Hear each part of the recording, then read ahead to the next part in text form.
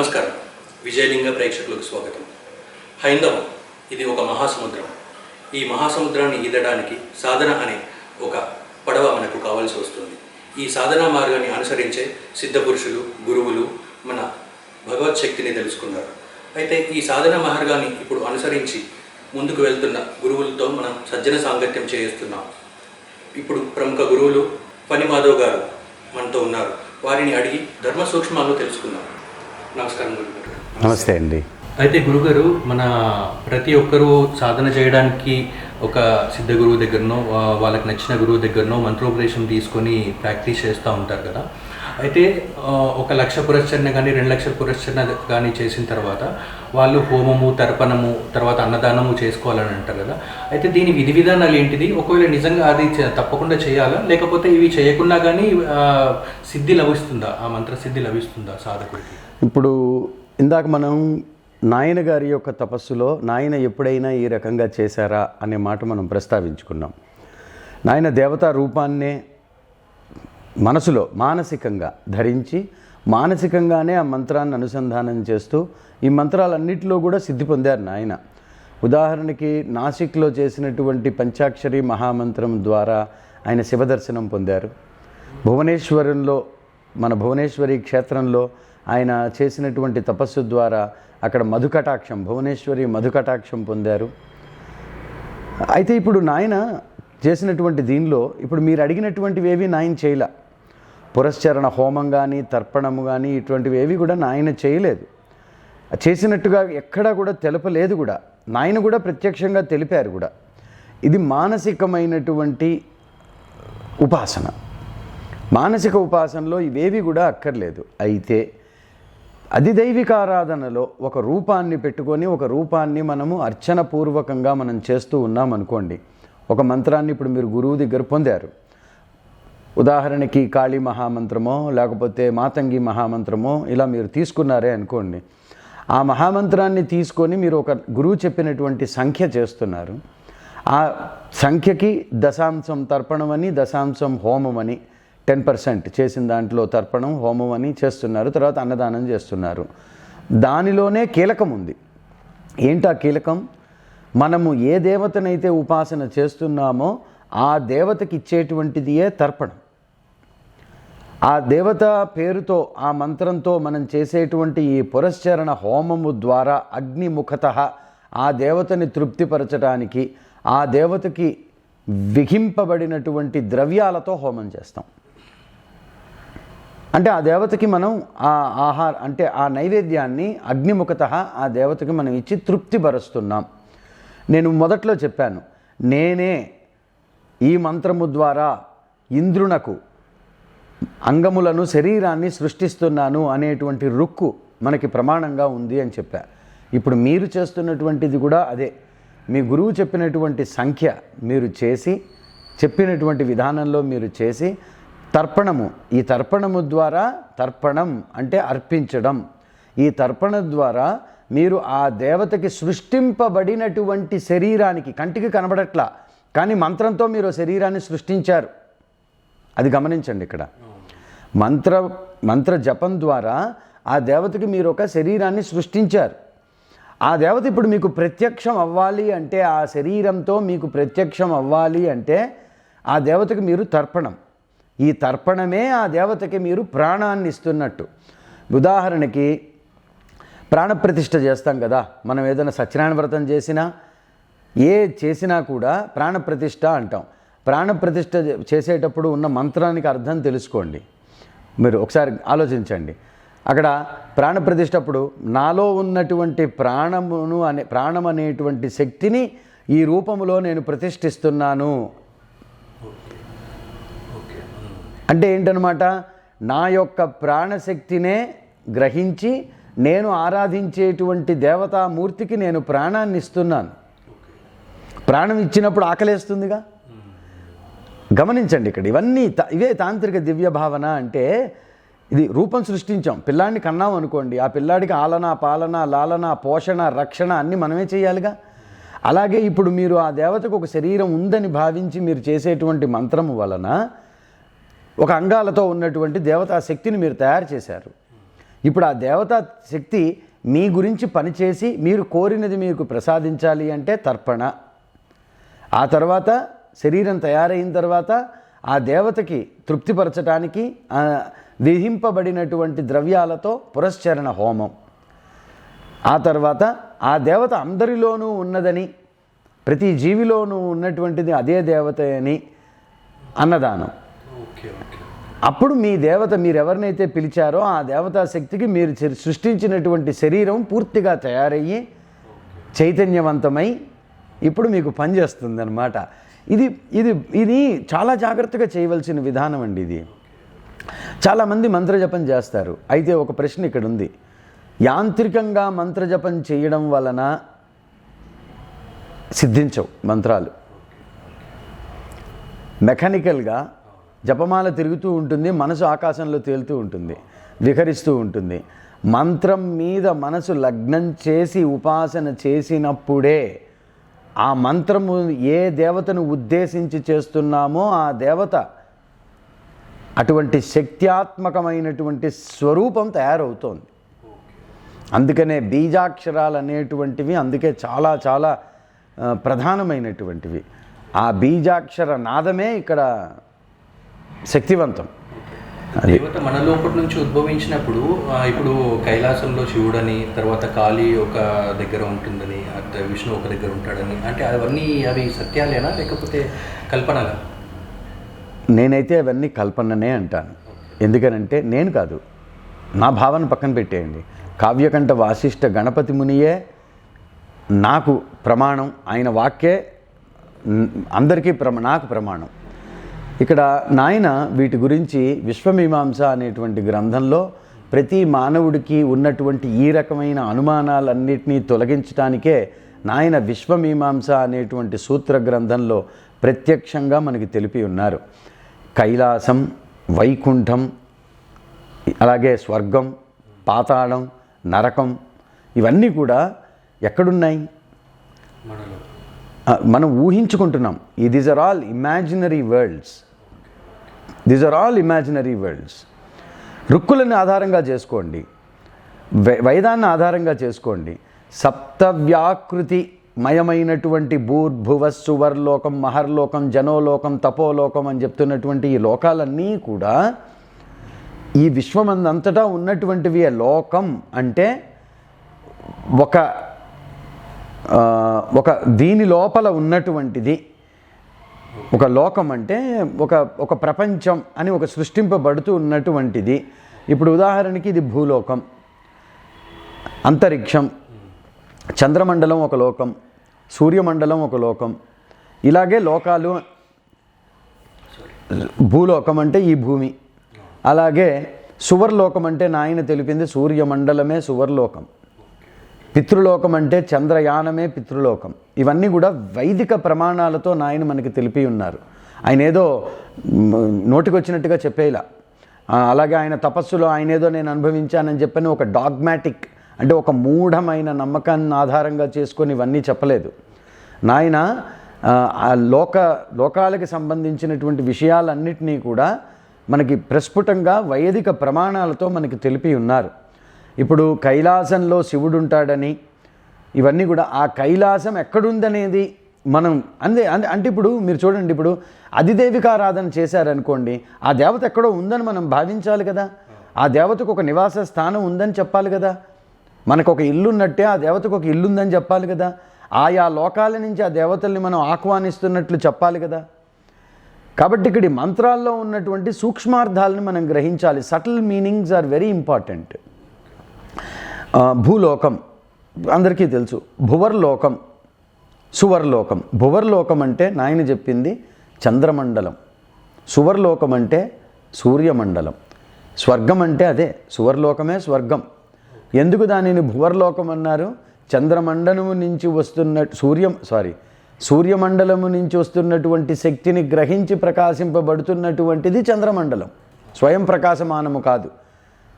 తపోలోకం, జనోలోకం, మహర్లోకం అవన్నీ కూడా తపస్సులో మనం దర్శించేటువంటి ఈ 7 లోకాలు కూడా మన ఆంతర్యమందే. అంటే ఆంతర్యం అంటే ఈ శరీరం కాదండి. కాన్షియస్నెస్. బేసికల్లీ ప్రజ్ఞానం బ్రహ్మ అని చెప్పింది వేదం. ఈ ప్రజ్ఞానమే అన్ని దానిలోనే దర్శించగలుగుతాం. దాన్నే దివ్యజ్ఞాన సమాజం వాళ్ళు ఆస్ట్రల్ డబుల్ అంటారు. అంటే ఒక శరీరం మనకి స్థూల సూక్ష్మ కారణ శరీరాలని చెప్తుంది వేదాంతం. Gross, subtle and causal bodies అని చెప్తుంది. అండ్ మహాకారణ శరీరం అని చెప్పని కూడా చెప్తాయి. ఈ 4 రకాలైనటువంటి శరీరాలని చెప్తుంది. అయితే ఇప్పుడు దివ్యజ్ఞాన సమాజం వాళ్ళు ఏమంటారు, ఆస్ట్రల్ డబుల్ అంటారు. అంటే ఏంటన్నమాట, సిద్ధిని పొందాక ఈ స్థూల శరీరం నుంచి సూక్ష్మ శరీరం విడిపడి అది యథేచ్ఛగా సంచరించగలిగేటువంటి శక్తిని పొంది ఉంటుంది అని, అది కూడా ఈ రకంగా 2 చేతులు 2 కాళ్ళు ఉన్నటువంటి శరీరంగా భావించేటువంటిది ఇది భావన. ఆస్ట్రల్ స్పేస్ అంటారు, ఆస్ట్రల్ ట్రావెల్ అంటారు, టెలిపతి అంటారు, టెలిపోర్టింగ్ అంటారు. ఈ రకరకాలుగా ఉన్నటువంటివన్నీ కూడా సరిగ్గా మనం గమనించగలిగితే మన వైదిక ఋషులు దీనిని ప్రత్యక్షంగా తెలిపారు మనకి. అంటే అవన్నీ ఉన్నట్టేనా? తపో అనుభవాలు ఇవి, తపస్సిద్ధులు ఇవన్నీ తపస్సిద్ధులు. ఉదాహరణకి కావ్యకంఠ వాసిష్ఠ శ్రీ గణపతి ముని గారికి చిన్నమస్తా ఉపాసన ద్వారా, అంటే ఇక్కడ నేను చిన్నమస్తా ఉపాసన అంటే తాంత్రికమైనటువంటి దివ్య భావన ద్వారా ఆ దేవతని ఆయన ఉపాసించి ఆయన కపాల భేదన సిద్ధిని కూడా పొంది జీవించి ఉన్నటువంటి యోగులలో మనకి తెలిసినటువంటి వాళ్ళలో ఆయన ఒక్కరే. కనీసం 15-16 సంవత్సరాలు కపాల భేదనం అయిన తర్వాత జీవించారు ఆయన. కపాల భేదనం అనేటువంటిది జరిగినటువంటి వ్యక్తిలో ఇప్పుడు నేను చెప్పినటువంటి ఆస్ట్రల్ డబుల్ అనేటువంటిదే అవుతోంది. అప్పటి వరకు కాదు అని అనుకుందాం. అయితే భగవాన్ రమణ మహర్షి మరి ఇటువంటి భావాలతో ఎప్పుడు తపస్సు చేయలేదు. ఆయన అసలు పూర్తిగా జ్ఞానపరంగానే ఆయన తపస్సు అంతా కూడా జరిగింది. అహమ్మూలాన్వేషణమే ఆయన తపస్సు. మరి ఆయనకి ఆస్ట్రల్ డబుల్ లేదంటారా? చూడండి, ఆయనకి ఆస్ట్రల్ డబుల్ లేదంటారు. మరి రమణ మహర్షి యొక్క భక్తులు విదేశాల్లో ఉన్నటువంటి వారు కూడా రమణ మహర్షి ప్రత్యక్షంగా వచ్చి వారికి బోధించినటువంటి సందర్భాలు, అటువంటి అనుభవాలు ఉన్నాయి. ఉదాహరణకి సౌరీస్, ఆవిడ భీమిలిలో ఉంటారు. ఆవిడెప్పుడూ రమణ మహర్షిని దర్శించలేదు, రమణ మహర్షి ఎప్పుడూ ఆవిడని చూడలేదు. కానీ మరి రమణ మహర్షి ప్రత్యక్షంగా వచ్చి సౌరీస్ ఆవిడికి ఈశ్వర ఇది ప్రసాదించారు ఆయన. మరి ఎలా రాగలిగారు? అలాగే నాయన తిరువత్తియూర్ ఆదిపురం అనేటువంటి క్షేత్రంలో తపస్సు చేసుకుంటున్నప్పుడు అహమ్మూలాన్వేషణ అనేటువంటి ఈ దివ్యమైన సాధనలో ఉన్నప్పుడు శరీరంలో ఒక రకమైన నీరసం, ఇవన్నీ తపస్సులో జరిగేవే. ఆ నీరసం జరిగి ఆయన ఇంకా నేను కూర్చోలేను అనేటువంటి స్థితి వచ్చినప్పుడు ఇప్పుడు నాకు తోడుగా గురువు ఉంటే బాగుండు, రమణుడు ఉంటే బాగుండు అనుకోగానే రమణులు ప్రత్యక్షంగా అక్కడ రావడం, ఆయనకి హస్తమస్తక దీక్ష ఇచ్చి ఆ రకంగా ఆయనకి శక్తి ప్రవాహం ఇవ్వడం అనేది నాయన యొక్క జీవిత చరిత్ర నుంచి మనకి తెలుస్తుంది. అయితే రమణ మహర్షికి మరి ఆ ఆస్ట్రల్ డబుల్ అనేది ఎలా వచ్చింది? మరి ఆ భావనతో ఆయన తపస్సు చేయకపోయినా అదే చెప్తారు. టాక్స్ విత్ రమణ మహర్షిలో రమణ మహర్షి చెప్తారు, even now your subtle body is working, your intellect is your subtle body. సూక్ష్మ శరీరం ఇంటలెక్టే. మీ మనసు ఇక్కడ కూర్చొని ఎన్ని వేల కిలోమీటర్లో ప్రయాణం చేయగలుగుతోంది కదా. ఈ మనసు ఆ రకమైనగా అన్ని వేల కిలోమీటర్లు కాంతి వేగానికన్నా మించినటువంటి వేగంతో ప్రయాణం చేయగలిగేటువంటి ఈ మనస్సుకి ఎప్పుడైతే కుదుట ఏర్పడిందో అదే మనకి సూక్ష్మ శరీరం అవుతుంది, అదే ఆస్ట్రల్ డబుల్ అవుతుంది. అది సాధించడానికి ఎంతకాలం సాధన చేయాలి సాధకులు? ఏదన్నా షార్ట్ కట్స్, తాంత్రికపరమైన షార్ట్ కట్స్ కానీ ఇంకేమన్నా ఉంటాయా అనేది సాధకులు ఎక్కువగా అడిగేటువంటి ప్రశ్న. అయితే ఇక్కడ మిస్కన్సెప్షన్స్ని మనం తొలగించుకున్నప్పుడు టైం అనేది తగ్గిపోతుంది. మిస్అప్రహెన్షన్స్, మిస్కన్సెప్షన్స్ ఇవన్నీ కూడా మనిషిని తిప్పుతూ ఉంటాయి. అక్కడక్కడే పడి తిప్పుతూ కుక్క తన తోకను పట్టుకుని తిరుగుతున్నట్టుగానే ఉంటాయి. ఒక కాన్సెప్ట్కి ఒక కాన్సెప్ట్ మనం ఇంటర్లింక్ చేసుకుంటూ ఉంటే మనమే బయటపడలేనటువంటి ఒక వలయాన్ని మనం సృష్టించేసుకుంటాం. తపస్సులో ప్రతి సాధకుడు చేసేటువంటి తప్పు అదే. అయితే ఇక్కడ చూడండి, టైం ఎంత పడుతుంది. ఉదాహరణకి నా చిన్నప్పుడు నేను ఆటోబయోగ్రఫీ ఆఫ్ ఏ యోగి, పరమహంస యోగానంద గారి జీవిత చరిత్ర చదివా. 17వ ఏటో ఇప్పుడు చదివాను నేను ఆ పుస్తకం. దాంట్లో పరమహంస యోగానంద ఎంతకాలం పడుతుంది అని చెప్పారు. 12 సంవత్సరాల కాలం పడుతుంది, ఒక సాధకుడు ఇన్ని నియమాలతో చేస్తే ఇంతకాలం పడుతుంది, లేకపోతే ఇంతకన్నా ఎక్కువ కాలం పడుతుంది. ఈ రకమైనటువంటి కాల పరిమితుల్ని మనం తెలుసుకున్నప్పుడు ఓహో ప్రతి మనిషికి ఇంతకాలం పడుతుందంటే ఒక జీవితం చాలదప్పుడు. ఈ టైం దేనికి పడుతోంది? ఇన్నర్ రిఫార్మేషన్కే పడుతోంది. The time taken is for inner reformation. ఎందుకంటే సిద్ధి అనేటువంటి దాని మీద ఇందాక నేను ఒకసారి చెప్పా, క్లారిటీ కావాలి. మనం ఏం సాధిద్దాం అనుకుంటున్నాం అనేది మనకి క్లారిటీ కావాలి. నాలో ఉన్నటువంటి శక్తిని సాధించడానికైతే అది వేరు, అది కంప్లీట్లీ ఇన్నర్ రిఫార్మేషన్. నేను బయట ఏదో ఒక దేవతను మంత్రం ద్వారా ఉపాసించి ఇందాక మీరు చెప్పినట్లుగా మంత్ర జపం పురస్చరణ హోమం ద్వారా నేను ఆ శక్తిని సంపాదించడానికి అన్నప్పుడు దానికి అంత టైం పట్టకపోవచ్చు. అది పూర్ణసిద్ధి కాదుగా, అది పూర్ణసిద్ధి కాదు. ఏదో ఒక అస్త్రబలాన్ని పొందాను, తద్వారా నేను ఎవరినో వశీకరణ చేసుకున్నాను, లేకపోతే తద్వారా నేను ఎవరినో ఏదో సృష్టిలో కావాల్సింది ధన ధాన్యాది లాభాలను నేను ఆర్జిస్తున్నాను అన్నప్పుడు ఆ మంత్రాలని సిద్ధింపజేసుకోవడానికి అంత టైం పట్టకపోవచ్చు.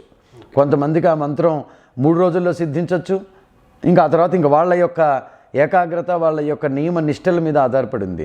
కానీ ఆత్మసిద్ధి అనేటువంటిది పొందడానికి అంటే నిజమైనటువంటి అదే పూర్ణసిద్ధి, అదే పూర్ణసిద్ధి.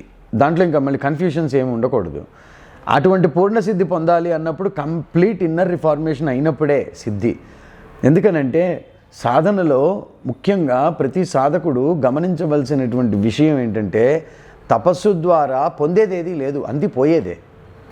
మీరు అది అంటే ఇది నా యొక్క విధానం, ఇది ఇప్పుడు అంటే నాయన చెప్పిన విధానం, ఇది భగవాన్ రమణ మహర్షి చెప్పిన విధానం, ఇది రామకృష్ణ పరమహంస చెప్పింది, ఇది వీళ్ళు మనకి సత్పురుషులు. వీళ్ళని మించినటువంటి ఒక ప్రమాణం ఉన్నటువంటి వ్యక్తులు మనకి ఈ శతాబ్దంలో ఈ యుగంలో మనకి కనబడరు.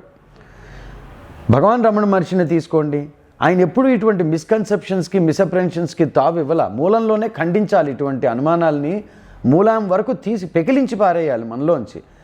నేను లేనిదే తపస్సు చేయలేదు, నేను లేనిదే మంత్రం లేదు, నేను లేనిదే జ్ఞానం లేదు, నేను లేనిదే ఇంక వేరే వస్తువు లేదు, ఒక పని లేదు, కర్మ జడం. నేను లేనిదే పని కూడా జరగదు. మీరు చేసే మంత్రజపం కూడా ఒక పనే. నేను లేనప్పుడు మంత్రజపం అనేది ఎలా జరుగుతోంది? So find the root of this నేను, find the root of this I am, then it leads you to the పూర్ణ సిద్ధి. అన్నిటికీ శక్తినిస్తున్నటువంటిది ఈ కాన్షియస్నెస్సేగా, అన్నిటికీ చైతన్యాన్ని ఇస్తున్నటువంటిది ఈ కాన్షియస్. కాబట్టి రమణ మహర్షి చెప్పినటువంటి విధానంలో నాయన తపస్సు చేశారు. చాలామంది అనుకుంటారు రమణ మహర్షి చెప్పిన దానికి కాంట్రడిక్టరీగా నాయన తపస్సు చేశారు, నాయన దేవతారాధన చేశారు, నాయన మంత్రోపాసన చేశారు, నాయన ఉగ్రదేవతలను ఆరాధించారు అని చాలామంది అనుకుంటారు. బట్ అది వాళ్ళ యొక్క లిమిటెడ్ భావనకి సంకేతం, తార్కాణం. నాయన్ని అర్థం చేసుకోలేనటువంటి వాళ్ళు చెప్పినటువంటి విషయాలు ఇవన్నీ కూడా. అహం మూలాన్వేషణ ఇప్పుడు నేను చెప్పినటువంటిది ఎంత కష్టం. ఇన్నర్ రిఫార్మేషన్ అనేటువంటిది ప్రతి వ్యక్తికి కూడా జీవితాలే పడతాయి. దానికి ఒక కవచం నాయన యొక్క తపస్సు. అయితే ఇందాక మీరు అడిగినటువంటి ప్రశ్నలలో అధిదైవిక ఆరాధన ద్వారా చేసేటువంటి సాధన ఆధ్యాత్మిక సాధనకి లీడ్ చేయాలి. రామకృష్ణ పరమహంసయ్య గారి యొక్క జీవిత చరిత్రలో ఆయన సగుణారాధన అనగా కాళీమాత ఈ రకంగా ఉంటుందని ఒక గుణంతో కూడినటువంటి దేవతను ఉపాసన చేస్తూ పోగా ఆయనకి నిర్గుణతత్వాన్ని బోధించడానికి ఒక గురువును అమ్మే పంపించింది. అప్పటి నుంచి ఇంకా కాళికామాత యొక్క రూపం పోయి ఆమె యొక్క విశ్వవ్యాప్తమైనటువంటి శక్తి యందు ఆయన నిష్టను పొందారు. అదే ఆయన యొక్క తపస్సు అయింది, అదే పూర్ణసిద్ధి అయింది. మరి ఆయన చేసినట్టు వివేకానంద ఎందుకు చేయలేదు? ఆయన చేసినట్టు మరి మిగతా శిష్యులు ఎందుకు చేయలేదు?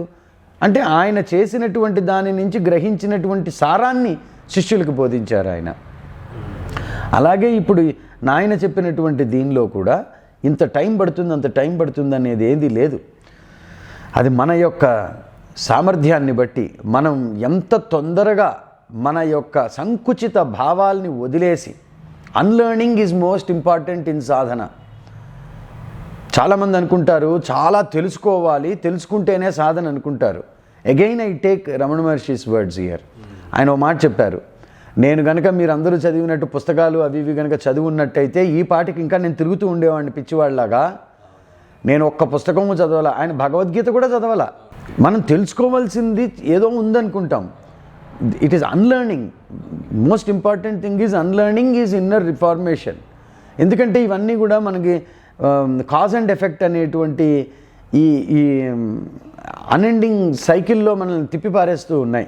ఇచ్చేస్తే ఇది వస్తుంది, ఇచ్చేస్తే ఇది వస్తుంది, ఇచ్చేస్తే ఇది వస్తుంది అని చెప్పి అనుకోవడం వల్లనే మనం ఆ మిస్కన్సెప్షన్స్లో పడిపోయి ఆ మాయలో పడి తిరుగుతూ ఉంటాం. అవిద్య, మాయ ఈ రెండే ప్రమాదం మనిషికి. అవిద్య ఏంటంటే ఎండమావులు, లేని దానిని ఒక దాని మీద చూపిస్తోంది అవిద్య. మాయ ఏంటంటే అసలు ఉన్న సద్వస్తువుని వేరుగా చేసేసి తిప్పుతూ ఉంటుంది. అవిద్య, మాయ.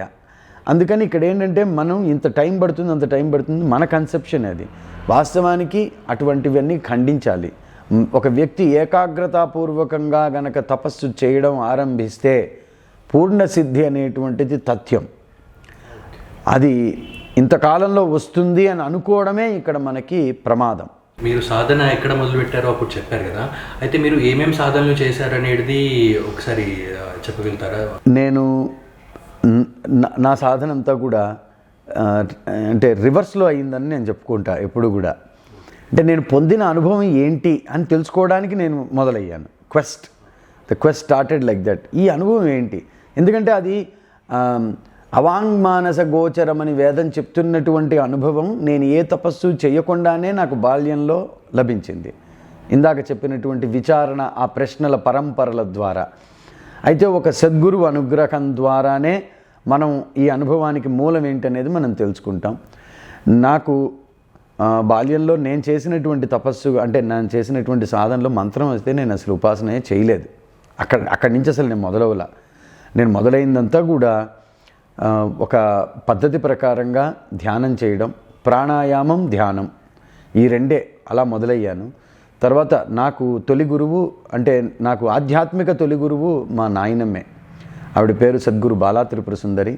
ఆవిడ బాల్యం నుంచి కూడా అమోఘమైనటువంటి సాధన చేశారు. సంసారంలో ఉండి గుప్తముగా ఆవిడ సాధన చేసి పూర్ణసిద్ధిని పొందినటువంటి వ్యక్తి ఆవిడ యొక్క గురువులు స్వామి ప్రజ్ఞానానందగిరి, స్వామి జ్ఞానానందగిరి. ఈ స్వామి జ్ఞానానందగిరి అందరికీ తెలిసినటువంటి వారు. ఆంధ్ర యూనివర్సిటీలో ఇప్పుడు కూడా న్యూక్లియర్ ఫిజిక్స్ ల్యాబొరేటరీ ఆయన పేరు మీద ఉంది. అమోఘమైనటువంటి తపస్వి. స్వామి వివేకానందలాగా ప్రపంచం అంతా తిరిగి ఆయన చాలా విస్తృతమైనటువంటి ఇది చేస్తున్నారు. అయితే ఈ క్రమంలోనే వెళ్ళా. నేను ఎప్పుడు మంత్రోపాసన చేయలేదు, ఎప్పుడు కూడా నేను అటువంటి దీనిలోకి వెళ్ళలేదు. కానీ ఒకరోజు ఎందుకనో మా నాయనమ్మే నాకు బాలా మంత్రం ఇచ్చి నాకేం చెప్పారంటే, ఈ బాలా మంత్రాన్ని నాకు నా గురువు ఇచ్చారు, నాతో ఆగకూడదు, నేను నీకు ఇస్తున్నాను అని విధి విధానాలు కూడా ఆవిడ ఏం చెప్పారు, ఆంతర్యముగా ఈ మంత్రాన్ని అనుసంధానం చేస్తూ ఉంటే నీకు ఈ మంత్రశక్తి అనేటువంటిది ఆంతర్యంలో తెలుస్తుంది అని ఆవిడ నాకు ఒక మంత్రం ఇచ్చారు. అలాగే నాకు స్వప్నంలో దత్తాత్రేయుల వారి మంత్రం ఒకటి ఉపదేశమైంది. ఇలా ఈ మంత్రాలనే నేను అనుసంధానం చేస్తూ వచ్చాను. ఆ తర్వాత నేను నాలో ఉన్నటువంటి ఆలోచనలు చాలా రెవల్యూషనరీ ఐడియాస్గా ఉండేది. I use to question everything. Question చేయడం అనేటువంటిదే ఒక పద్ధతిగా పెట్టుకొని వెళ్ళి వితండవాదం ఇలాగా మనకి ఆ బాల్యంలో ఆ యవ్వనంలో మనకన్నా ఎవరికి ఏమి ఎక్కువ తెలియదు అనేటువంటి ఒక రకమైన ధోరణిలో నేను చాలా బుక్స్ స్టడీ అంటే ఎసెన్స్ బుక్స్ నేను చదివాను. ఉదాహరణకి దాసబోధ, ఆత్మబోధ, స్వామి అనుభవానంద రాసినటువంటి సాధనా రహస్యం అనేది నాకు చాలా బాగా నచ్చినటువంటి గ్రంథం. అలాగే సీతారామాంజనేయ సంవాదం, ఇలా కొన్ని పుస్తకాలు నేను చదివినటువంటి వాటి నుంచి నేను గ్రహించినటువంటి విషయాలతో నేను నాకున్నటువంటి ఐడియాస్ని పోల్చి చూసుకొని ఇవి కరెక్ట్ కాదు, ఇక్కడ సరిగ్గా చెప్పలేదు, ఇది సరై ఉండకపోవచ్చు అని నా ఇంట్యూటివ్ నాలెడ్జ్ ఏదైతే ఉందో ఆ రకంగా నేను శోధిస్తున్నప్పుడు నాకు 95 ఆ ప్రాంతంలో 94-95 ప్రాంతంలో మా ముత్తాత గారు జొన్నవిత్తుల వెంకటాచల శర్మ గారు, భగవాన్ రమణ మహర్షి, కావ్యకంఠ వాసిష్ఠ గణపతి ముని, వీరిద్దరి యొక్క గ్రంథాలని ఆయన చదువుకోవడం, ఆయన నోట్స్ రాసుకోవడం, కొన్ని పుస్తకాలు ఆయన స్వహస్తాలతో ఆయన రాసుకున్నటువంటి పుస్తకాలు ఉండడం ఇలా ఉండేది. అయితే నాకు ఆ పుస్తకాలు మరి దైవ ప్రేరితంగా ఆ పుస్తకాలు నా చేతికి వచ్చాయి. అది నేను ఒక ఇంటర్వ్యూలో చెప్పాను అవి ఆ పుస్తకాలు ఎలా వచ్చాయని. ఈ పుస్తకాలు నా జీవితాన్ని మార్చేశాయి. నాలాగా ఆలోచించేటువంటి వ్యక్తి ఒకరు ఉన్నారని, ఆ వ్యక్తి పేరే కావ్యకంఠ వాసిష్ఠ గణపతి ముని అని నాకు అది ఎప్పుడైతే తెలిసిందో ఇంకా అది 1000 ఏనుగుల బలం ఇచ్చింది. అంటే ఈ డాగ్మాటిక్ థీరీస్ని ఖండించారు నాయన, ఈ మత ఛాందసత్వాన్ని ఖండించారు నాయన. అలాగే అంటరానితనాన్ని ఖండించారు నాయన, కులమత భేదాలని ఖండించారు నాయన. ఇప్పుడు మున్న శాస్త్రాలు ఏం చెప్తాయి? మంత్రాలన్నీ బ్రాహ్మణులకే అంటారు. మంత్రాలు బ్రాహ్మణులకు అధీనమని, దేవతలందరూ బ్రాహ్మణులకు అధీనమని, ఈ రకమైనటువంటి భావాల ద్వారా అంటే మిగతా వర్ణాలు వాళ్ళు మరి మనుషులు కాదా? వాళ్ళు ఉపాసనలు చేయకూడదా? మరి వాళ్ళు సాధన చేసి తరించద్దా? అంటే వాళ్ళు మళ్ళీ బ్రాహ్మణులుగా పుట్టినప్పుడే ఈ రకమైనటువంటి మతఛాందస భావాలకి నేను ఎప్పుడు విరుద్ధం. అది ఎప్పుడైతే నాకు తెలిసిందో అప్పుడు నాయన గ్రంథాలని నేను ఎప్పుడైతే నా చేతికి వచ్చాయో ఆ రోజు నుంచి నా సాధన అంతా కూడా మారిపోయింది.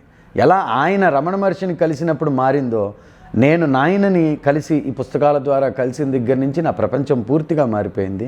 ఎందుకనంటే ఆయన వేదాన్ని ప్రమాణంగా చెప్పారు, మనకు అదే ప్రమాణం. వేదం చెప్పనిది నమ్మొద్దు. నేను ఈ రోజుకి నా పిల్లల్ని అలాగే పెంచుతున్నా, నా కుటుంబంలో కూడా అందరూ అలాగే ఉంటారు. చెప్పాను కదా, దానికి చాలా సాహసం కావాలి, సంకుచిత భావాల్ని మనం తిరస్కరించాలి, మతపరమైనటువంటి ఛాందసత్వాలకు మనం దూరం కావాలి. అయితే ఈ రకంగా ఉపాసన చేస్తున్నప్పుడు నేను ధ్యానమే ఉపాసనగా ఉన్నప్పుడు నాయన చిన్నమస్తా ఉపాసన చేశారని నాకు ఎప్పుడైతే తెలిసిందో, నేను ఎందుకు చేశారు ఈయన, ఒక దేవతా భావంగా చేశారా లేకపోతే ఒక ఆధ్యాత్మిక శక్తిగా గ్రహించి చేశారా అని నేను చాలా డీప్గా స్టడీ చేశాను. అప్పుడు నాకు అర్థమైనటువంటి విషయం ఏంటంటే, అందరూ చిన్నమస్తా రూపంతో పెట్టుకొని చేశారు, కానీ నాయన తాంత్రికమైనటువంటి ఆంతరంగిక భావన ద్వారా మన శరీరంలో ఉన్నటువంటి ఏ మహాశక్తిని మనం కుండలిని అంటామో ఆ కుండలినికే కాళీ అని పేరు. ఆ కుండలిని శక్తి ఉద్గారము గావించి సుషుమ్నాంతర్గత ప్రవాకిని అయినప్పుడు ఆవిడికే ప్రచండ చండిక, వజ్ర వైరోచని, చిన్నమస్తా అనేటువంటి పేర్లు. ఈ చిన్నమస్తా అనేటువంటిది ఒక దేవత కాదు, ఒక శక్తి. మన యందు ఎప్పుడైతే శీర్ష కపాలములు రెండూ భిన్నమవుతాయో లేదా ఆజ్ఞాచక్రమునందున్నటువంటి రుద్రగ్రంథి భేదనమవుతోందో అప్పుడు ఆవిష్కరింపబడుతున్నటువంటి శక్తి చిన్నమస్త. ఇది నాయన యొక్క ప్యూరిటీ ఆఫ్ థాట్. ఆ రకంగా ఆయన సాధన చేశారు. అప్పటి నుంచి నేను కూడా చిన్నమస్తా మహామంత్రాన్ని, వజ్రవైరోచని మహామంత్రాన్ని నేను ఈ రకమైన ఆయన చెప్తారు, దాంట్లో శుద్ధోపాసన విధానం చెప్తారు, ఆ రకంగా నేను సాధన చేయడం. దీనికి ఒక కారణం కూడా ఉందండి. అంటే చెప్పుకుంటూ పోతే చాలా దూరం వెళ్ళాల్సి వస్తుంది నా జీవితంలో. నేను 1991లో ప్రారంభించా. 1995 నుంచి నాయన పరమైనటువంటి భావాలని కొంతవరకు ఉండి 98, 99 నుంచి ఇంకా పూర్తిగా నాయన చెప్పిన దాని ప్రకారంగా వెళ్ళా. దీనికి కారణం నేను శ్రీశైలంలో తపస్సు చేసుకుంటున్నటువంటి రోజులు 1996లో నాకు అయినటువంటి సూక్ష్మానుభవాలు కొన్ని. ఈ సూక్ష్మానుభవాలకు కారణం ఏంటి అని శోధించా. అప్పటికి ఇంకా నాయన పుస్తకాలు తీసి చూడలా నేను. ఈ సూక్ష్మానుభవాలు ఏంటి అని నేను ఎవరిని అడిగినా కానీ నాకు ప్రశ్నలు చెప్పేవాళ్ళు కాదు, ఇంక్లూడింగ్ మా నాయనమ్మ. ఆవిడని అడిగినా కూడా మనం అడిగే విధానంలో లోపం ఉండొచ్చు, అన్ని అనుభవాలు అందరికీ కలగాలనేటువంటి రూల్ కూడా లేదు. అయితే అదంతా కూడా నాకు నాయన యొక్క దశమహావిద్యాది సూత్రావళి అనే దానిలో నాకు ప్రస్ఫుటంగా నాయన తెలిపి ఉన్నారు. ఈ సూక్ష్మ అనుభవాలే నా తపో మార్గాలయ్యాయి. అవే తార, కాళి, సుందరి, భువనేశ్వరి. అందుకే చెప్పగలిగా, అనుభవపూర్వకంగా చెప్తున్నాను నేను. ఒక్క దశమహావిద్యని పూర్ణంగా సాధన చేసినా సాధకుడు పూర్ణసిద్ధిని పొందొచ్చు. అన్ని దశమహావిద్యలు చేయక్కర్లేదు. ఎందుకంటే నేను చేసింది వజ్రవైరోచిని ఉపాసన, కానీ నాకు అంతకు ముందే కలిగినటువంటి అనుభవాలు ఉద్గీత విద్య, సుందరీ విద్య, భువనేశ్వరి విద్య, దానిని పరోవరీయసి విద్య అని అంటారు అని కూడా నాకు తెలియదు ఆ వయసులో. 1996 అంటే నాకు చాలా చిన్న వయసు. నేను శ్రీశైలంలో ఉన్నప్పుడు నాకు వచ్చింది ఈ ప్రశ్న. దృష్టికి దృష్టి లక్ష్యం అయినప్పుడు మనకి దర్శనమయ్యేటువంటి శక్తిని ఏమంటారు అని ప్రశ్న నాకు వచ్చినప్పుడు వెతికితే ఈ పరోవరీయసి విద్య అని నాకు తెలిసింది. ఇంతటి అద్భుతమైనటువంటి విద్యలు వేదంలో ఉన్నాయి. తంత్రశాస్త్ర ప్రకారంగా సాధన చేయాల్సినటువంటి అవసరమే లేదు. దృష్టికి దృష్టే లక్ష్యం అయినప్పుడు జరిగేటువంటి తపస్సే పరోవరీయసి విద్య. నాయన ఎప్పుడు కూడా కళ్ళు తెరిచి ధ్యానం చేసేవారు. ఆ విషయం మీకు తెలుసో లేదో. నాయన ఎప్పుడు కళ్ళు మూసి సాధన చేయలే. నాయన కళ్ళు తెరిచే ధ్యానంలో ఉండేవారు. అలా కళ్ళు తెరిచి ధ్యానంలో ఉండగలిగినటువంటి యోగులు చాలా రేర్. ఆయనది అదే తపస్సు, అంటే బ్లింకింగ్ అని ఏముండదు ఇంకా. అయితే గురుగారు, మీరు శ్రీశైలంలో సాధనలు చేశారన్నారు కదా, అయితే ఆ సాధనలు గురించి మీరు ఏమైనా చెప్పారు? నేను ఆచరించిన పద్ధతి అంతా కూడా నాకు మా అమ్మ ఎవరైతే నా గురువో ఆవిడ చెప్పిన విధానంలో నేను సాధన చేశాను. ఏంటంటే ఆంతర్య లక్ష్యం అంటే మనసుని నిర్విషయపరచడం, ఆలోచనల్ని అరికట్టడం. ఆలోచనే మనిషికి శత్రువు. మనకు ఆలోచనలు వస్తున్నాయి అంటే మన మనసు విజృంభిస్తున్నట్టు లెక్క. మనసు ఎప్పుడైతే మన అధీనంలోకి రాలేదో అప్పటిదాకా కూడా మనం మూలమైనటువంటి శక్తిని మనం తెలుసుకోలేం. అది దేవతాత్మకమైనటువంటి ఉపాసన అయినా సరే మనస్సుతోనే మనం ఏదన్నా చేసేది. శ్రీశైలంలో నేను చేసింది ఏంటంటే నాకు సాధనకి బలం ఇచ్చింది కూడా మా నాయనమ్మ చేసినటువంటి పద్ధతిలో ప్రధానంగా మనసుతో మంత్రాన్ని అనుసంధానం చేయడం. నేను శ్రీశైలంలో ఉన్నంతకాలం కూడా ఏంటంటే లలితా సహస్రనామం ఒకటి నాకు బాగా ఆంతర్య వికాసాన్ని ఇచ్చి ఒక శక్తిని ప్రసాదించినటువంటిది లలితా సహస్రనామం. లలితా సహస్రనామంలో మనకి యోగం, తంత్రం మొత్తం అంతా కూడా ప్రస్ఫుటంగా ఆ లలితా సహస్రనామ శ్లోకాల్లో భావాన్ని మనం తెలుసుకొని గనక పారాయణ చేస్తే మొత్తం యావత్ రహస్యం అంతా కూడా దాంట్లోనే ఉంది, ఆ 182 శ్లోకాల్లో. సో అనునిత్యం లలితా సహస్రనామ పారాయణ, ఉదయం పూటేమో మెడిటేషను, ఇంకా ఉదయం నుంచి రాత్రి దాకా నేను విభూతి మఠంలో చేసుకున్నాను నా తపస్సు అంతా కూడా. అప్పటికి అవన్నీ శిథిలం అయిపోయాయి, ఎవరూ వెళ్ళేవాళ్ళు కాదు, నిర్జనంగా ఉండేవి, చక్కటి నిశ్శబ్ద వాతావరణం, గుడికి వెనకాల విభూతి మఠంలో జరిగేది. అయితే ఈ రకంగా చేస్తున్నటువంటి ఈ ధ్యానం అనే సాధన ద్వారా కొన్ని సూక్ష్మానుభవాలు అయ్యాయి. ఆ సూక్ష్మానుభవాలు ఏంటి అని నేను తెలుసుకోవడానికి నేను ప్రయత్నం చేసి మా మామని అడగడం, అలాగే జ్ఞానానంద స్వామి జీవిత చరిత్ర నుంచి నేను కొంత తెలుసుకోవడం, ఈ రకంగా జరిగింది. అయితే వీటన్నిటికీ కూడా యథార్థాలని నాకు తెలిపినటువంటిది నాయన యొక్క గ్రంథాలు, సూత్ర గ్రంథాల్లో ఆయన ప్రత్యక్షంగా ప్రతి అనుభవాన్ని కూడా ఆయన మనకి చూచాయిగా తెలపడం కాదు, అది ఏ దేవతాత్మకమైనటువంటి విధానంలో మనకి తంత్రశాస్త్రంలో చెప్పారు, వేదంలో ఏమని చెప్పారు, ఈ అనుభవాన్ని పొందడానికి మనం చేయవలసినటువంటి సాధన ఏంటి అనగా తపస్సు ఏంటి అని ప్రత్యక్షంగా తెలిపారు. అయితే అప్పట్లో తెలియదు, 96లో నాకు తెలియదు, ఇంకా అప్పటికి నాయన పుస్తకాలు నేను జోలికి పోలా, ఉన్నాయి నా దగ్గర పుస్తకాలు, కానీ 97 అండ్ 98 ఆ టైంలో అసలు ఈ పుస్తకాల్లో ఏముంది అని చెప్పని నేను రిఫర్ చేస్తూ వెళ్ళినప్పుడు ఫస్ట్ రిఫర్ చేసింది విశ్వమీమాంస దశమహావిద్య. దశమహావిద్యలో కాళీ విద్యకి ఉదాహరణకి శుద్ధోపాసన విధానం మన యందు జరుగుతున్నటువంటి ఈ నిత్య శ్వాస, ఇన్హలేషన్ అండ్ ఎగ్జలేషన్, ఉచ్ఛ్వాస నిశ్వాసల యందు దృష్టి కాళీ మహాపోసనలో శుద్ధోపాసన. సోహం అనేది అదేనా? సోహం అంటారు కదా, ఈ సోహం అనే జపం అంటే ఏం చెప్తారు మనకి, హంస జపం జరుగుతూ ఉంటుంది నిరంతరం, ఆ హంస జపాన్ని గ్రహించడమే తపస్సు అవుతుంది, రోజుకి ఇన్ని వేల జపాలు జరుగుతాయి లోపల, ఆ హంస అనేటువంటిది శరీరంలో తిరుగుతూ ఉంటుంది, ఈ రకమైనటువంటిది మనకి మామూలుగా చెప్తారు. మళ్ళీ అగైన్ అది ఒక భావనే అది, కానీ సోహం అంటే ఏంటి, అదే నేను అని అర్థం. అయితే ఈ మంత్రాన్ని జపించడం కాదు ఇక్కడ, కాళీ మహావిద్య శుద్ధోపాసన చెప్పాను ఇందాక మీకు మొదట్లో. అది దైవిక, అది భౌతిక, ఆధ్యాత్మిక ఉపాసనలు ఉన్నాయి ప్రతి దేవతకి కూడా. తంత్రశాస్త్రం ప్రకారంగా మీకు అధిదేవతారాధనే చెప్తూ ఉంటారు. అధిదేవతారాధన చేసి చేసి చేసి చివరికి మనం ఆధ్యాత్మిక సాధనలోకి అడుగుపెట్టినప్పుడే ఇప్పుడు నేను చెప్పినటువంటి విషయాలు మనకు బోధపడతాయి. ముఖ్యమైనటువంటి ప్రాణమహాశక్తియే కాళీ. ఈ ప్రాణానికి ఉన్నటువంటి స్వరము, చిత్తు అని 2 శక్తులు ఉంటాయి, స్వరశక్తి, చిత్శక్తి. ఎలాగైతే దీపపు శిఖకి ప్రకాశము, అలాగే అన్నిటినీ దహించవేసేటువంటి శక్తి, వర్ణము కూడా ఉన్నాయి. అప్పుడు వర్ణాన్ని ఆధారంగా చేసుకుంటే ఒక దేవత, ఉష్ణాన్ని ఆ వేడిని ఆధారంగా చేసుకుంటే ఒక దేవత, ఆ ఆకారాన్ని ఆధారంగా చేసుకుంటే ఒక దేవత, ఆ తేజస్సుని ఆకారంగా చేసుకుంటే ఒక దేవత. అది మనం అది మనకి తెలుసుకోవాల్సిన యథార్థం, భావన కాదు, అది యథార్థమైన తత్వం. మన శరీరంలో ఉన్నటువంటి ప్రాణమే ప్రణవ మహాశక్తి, దానికే స్వరచిత్ శక్తి అని వేదంలో చెప్తారు. అంటే స్వరం అంటే ఏంటి, ఇక్కడ అవ్యక్తమైనటువంటి స్వరమే తారోపాసన. చూసారా, ఇక్కడ అనుభవానికి వచ్చినప్పుడు ఇవన్నీ ఒకటైపోతాయి. అనుభవానికి రావడానికి ముందు ఇవన్నీ వేరు వేరు దేవతలనని అనుకుంటాం, అది మన అపోహ. కాళీ, తార ఇద్దరూ ఒకటే. అలాగే భువనేశ్వరి, భైరవి, బగళాముఖి ఇలా ఉన్నటువంటి దేవతా శక్తులన్నీ కూడా ఒకటే అవుతాయి. అప్పుడు మనకు మూలంలోకి వెళ్తే ఒకటే. కానీ సాధకుడు గ్రహించలేడు కాబట్టి ప్రారంభ దశలో ఇప్పుడు నేను చెప్తున్నటువంటి విషయం సాధకులు